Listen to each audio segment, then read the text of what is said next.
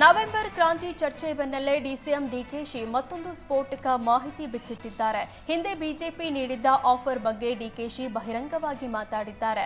ಮೈತ್ರಿ ಸರ್ಕಾರ ಇರುವಾಗ ದೆಹಲಿಯಿಂದ ಒಂದು ಫೋನ್ ಬಂತು, ನೀವು ಡಿಸಿಎಂ ಆಗ್ತೀರಾ, ಜೈಲಿಗೆ ಹೋಗ್ತೀರಾ ಅಂತ ಎರಡರಲ್ಲಿ ಒಂದು ಮಾತ್ರ ಆಯ್ಕೆ ಮಾಡಿ ಅಂತ ಹೇಳಿದ್ರು ಅಂತ ಡಿಕೆಶಿ ಹೇಳಿದ್ದಾರೆ.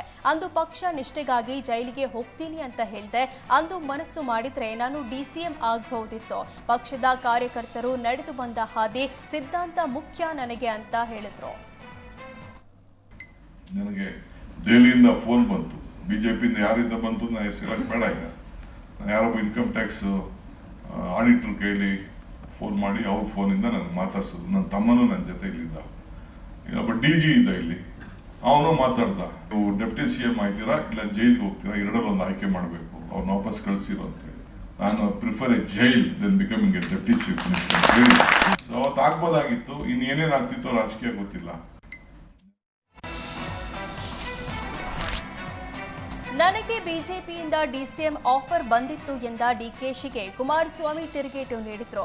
ನನಗೆ ಮುಖ್ಯಮಂತ್ರಿ ಸ್ಥಾನಕ್ಕಾಗಿಯೇ ಆಫರ್ ಇರ್ಲಿಲ್ವಾ, ನಾನು ಹೋಗಿದ್ರೆ ಈಗಲೂ ನಾನೇ CM ಆಗಿ ಇರ್ತಿದ್ದೆ ಅಂದ್ರು.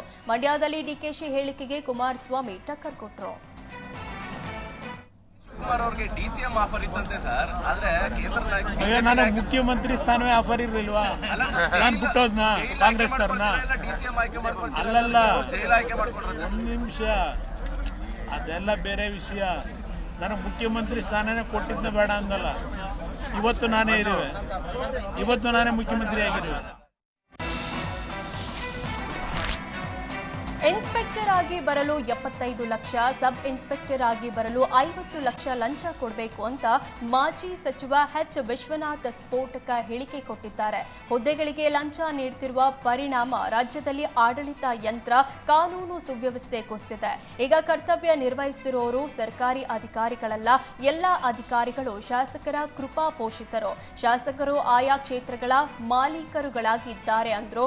ಈ ಎಲ್ಲಾ ಘಟನೆ ಬಗ್ಗೆ CM ಸಿದ್ದರಾಮಯ್ಯಗೆ ಮಾಹಿತಿ ಇದ್ರೂ ಕೇಳಲಾಗ್ತಿಲ್ಲ. ಯಾಕಂದ್ರೆ ಅವರ ಪುತ್ರ ಯತೀಂದ್ರ ಹಾಗೂ ಆತನ ಸ್ನೇಹಿತರು ವರ್ಗಾವಣೆ ದಂಧೆಯಲ್ಲಿ ತೊಡಗಿದ್ದಾರೆ ಅಂತ ವಾಗ್ದಾಳಿ ನಡೆಸಿದ್ರು. ಕಾನೂನು ನಡ್ಗಡಕ್ಕೇನಪ್ಪ ಅಂತಂದ್ರೆ ಲಂಚ.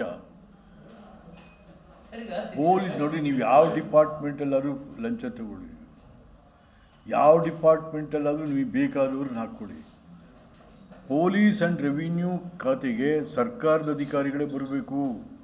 ಈಗ ಪೊಲೀಸು ಮತ್ತು ರೆವಿನ್ಯೂ ಡಿಪಾರ್ಟ್ಮೆಂಟು ಸರ್ಕಾರದ ಅಧಿಕಾರಿಗಳಿಲ್ಲ, ಅಲ್ಲಿರೋರೆಲ್ಲ ಶಾಸಕರ ಅಧಿಕಾರಿಗಳು.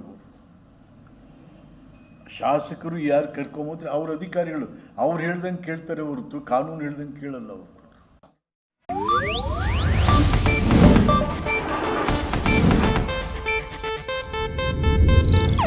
ಇದು ಏಷ್ಯಾನೆಟ್ ನ್ಯೂಸ್ ನೆಟ್ವರ್ಕ್ ಪ್ರಸ್ತುತಿ.